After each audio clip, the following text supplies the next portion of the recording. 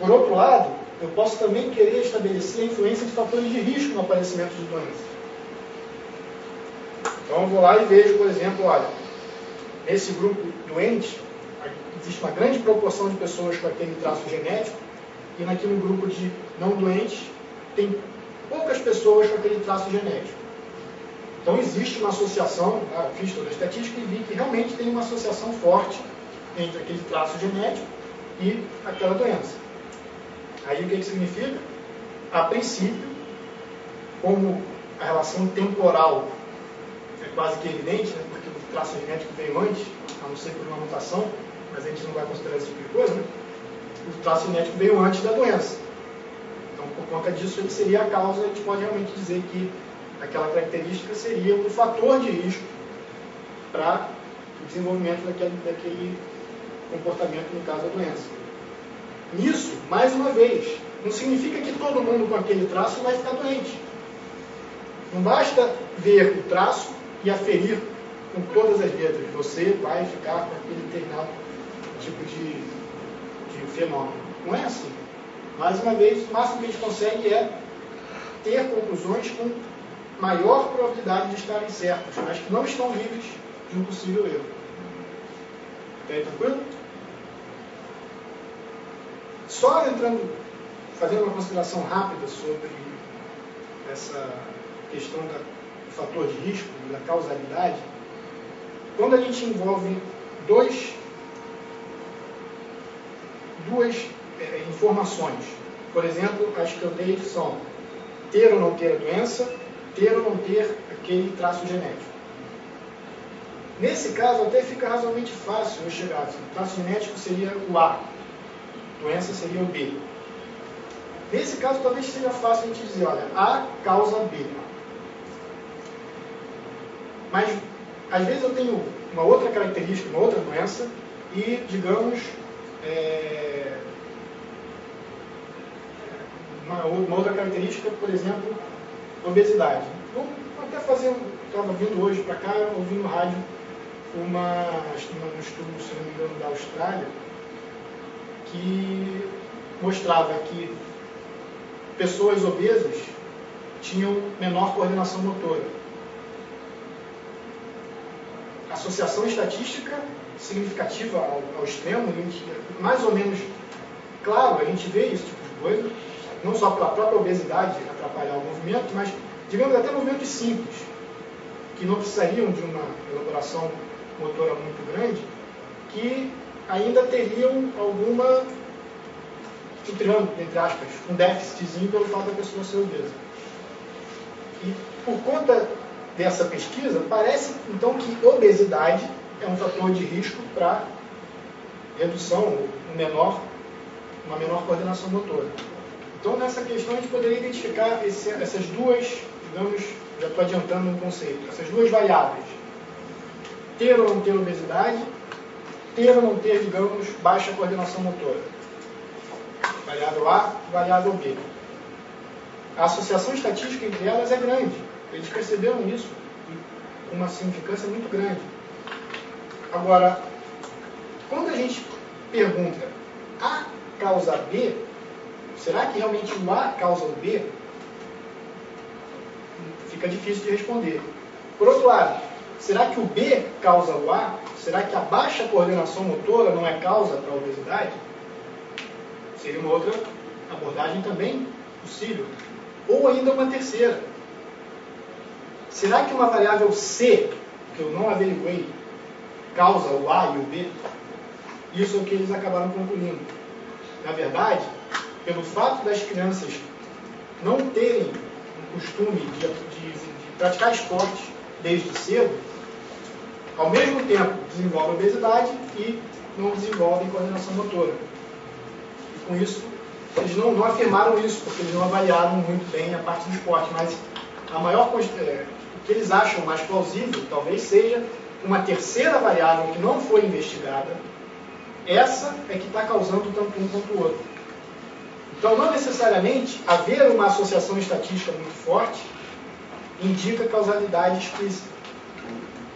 Pode existir alguma coisa subjacente que a gente não conseguiu averiguar. E isso a gente tem que ter sempre em mente. mais uma forma possível de erro, né, pelo fato de a gente não ter coletado todas as informações que deveria.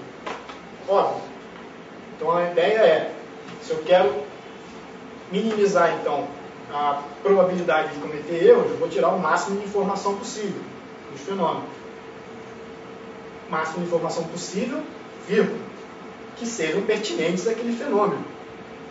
Não adianta pegar o número de CPF do indivíduo e achar que aquilo vai ser um possível fator de risco. Talvez, eu até brinco com os meus alunos às vezes, talvez perguntar qual é o time de futebol da pessoa possa, porque aquilo vai deixar o cara mais estressado ou menos. Mas óbvio que a gente nunca viu uma pesquisa científica que pergunte, dentro da gama de variáveis abordadas, qual é o time de futebol que ele torce. Então, por conta disso, a gente realmente tem que tentar eleger as informações que pareçam realmente pertinentes e dentro daquilo tudo que a gente vê como realmente relevante, tentar, da melhor forma possível, tirar daquela gama de coisas relevantes, tentar pegar tudo. Será que é possível tudo? Às vezes não é possível por várias outras limitações. É muito caro, precisa o paciente ter um indivíduo, sujeito, voluntário ou paciente. Tem que ser colaborativo, e isso é uma coisa que nem sempre nos rodeia.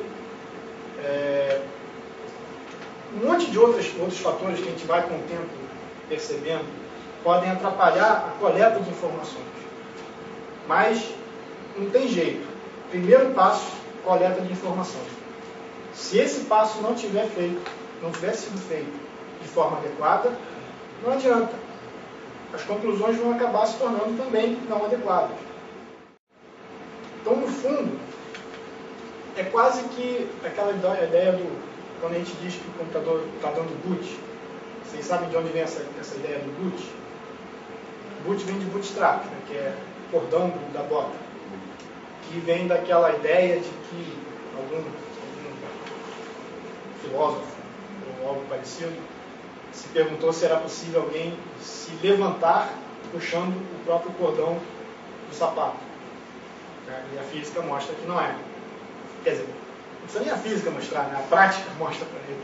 A física explica matematicamente o que entre aspas, microscopicamente acontece lá, pelas leis da física, porque que realmente a pessoa, por mais força que faça, não consegue se levantar puxando os próprios cordões do sapato. A ideia do bootstrap do computador seria isso. O boot, na verdade, é uma abreviação de bootstrap, que seria o computador sozinho se dar vida. Seria mais ou menos isso. Ou seja, ele se levantar puxando os próprios cordões do sapato. Do nada ele vai lá e coloca tudo para funcionar. Mas essa ideia a gente poderia entender também em uma pesquisa que envolva estatística. Na hora de começar, a gente já tem que saber qual é o final. É mais ou menos isso. Infelizmente, em grande parte da teoria estatística, fazer algo às cegas é muito complicado. Se a gente for fazer alguma coisa às cegas, de algum modo a gente tem que sobredimensionar tudo. O número de variáveis que a gente vai avaliar, como a gente vai ver daqui a pouco, o número de indivíduos que a gente vai ter que avaliar, tudo isso vai ter que ser sobredimensionado. Porque a primeira pergunta que me fazem, Kaji, quantas pessoas eu preciso incluir na minha amostra para que a minha pesquisa seja válida? Resposta padrão, não sei e não tenho como saber até que o resultado da sua pesquisa fique pronto. Isso é uma das coisas mais simples, mas ao mesmo tempo difíceis de explicar. Porque digamos assim, se eu quero mostrar que dois grupos são diferentes, conceitualmente é fácil de explicar, matematicamente é um pouquinho mais difícil, mas conceitualmente é fácil. Se eu quero mostrar que dois grupos são diferentes, o número de indivíduos que eu preciso em cada grupo para mostrar que são diferentes com uma grande significância, né? O que vai acontecer? Se essa diferença for muito grande, se ela na verdade for muito grande, basta poucos indivíduos. Agora, se a diferença na verdade for muito pequena, eu tenho que ter muitos indivíduos para mostrar que eles são diferentes e que na verdade não são o mesmo grupo. Não é todo mundo da mesma panela. São duas panelas sutilmente diferentes. Para mostrar essa diferença sutil, eu preciso de muitos indivíduos de cada panela. Conceitualmente, isso não é bem fácil da gente entender, mas eu não sei qual é a diferença. Eu só vou ter ideia de quanto é essa diferença, se ela é pequena ou grande, no final. Então, no fundo, para eu começar a minha pesquisa, teoricamente, eu deveria saber qual é o final. Mas isso com grupos diferentes, com o nome do grupo.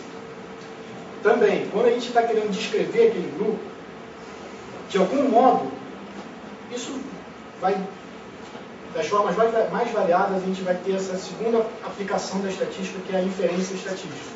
É o segundo bloco do que a gente vai ver aqui.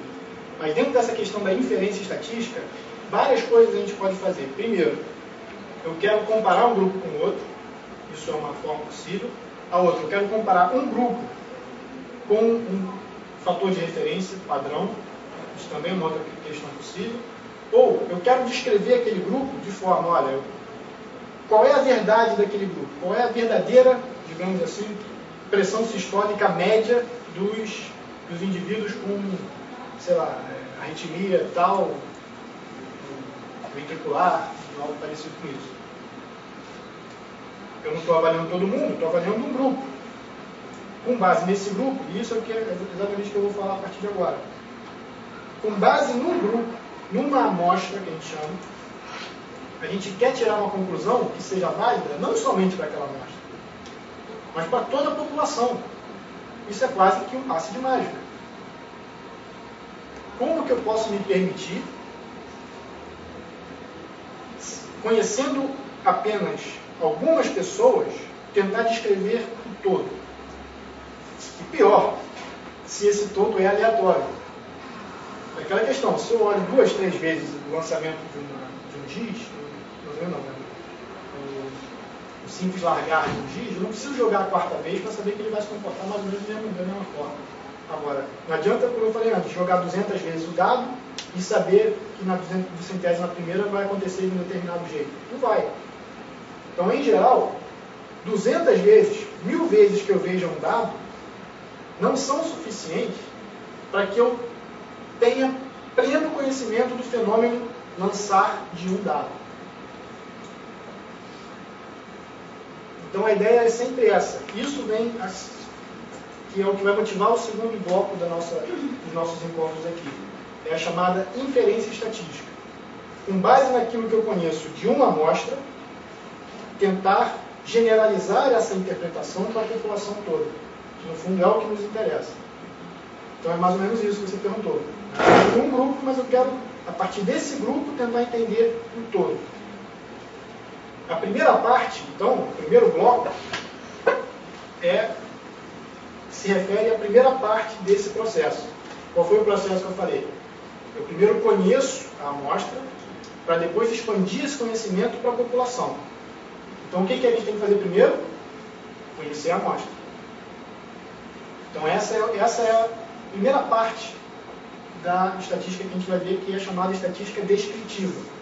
Primeiro vamos descrever bem aquilo que a gente consegue conhecer, que é a amostra, que é o subconjunto, aí vem aquela ideia de subconjunto, que é muito importante, inclusive quando a gente falar de probabilidade, é muito importante essa ideia de conjunto. Não se amedrontem de probabilidade, porque eu vou pegar só a parte conceitual, mas são coisas muito importantes.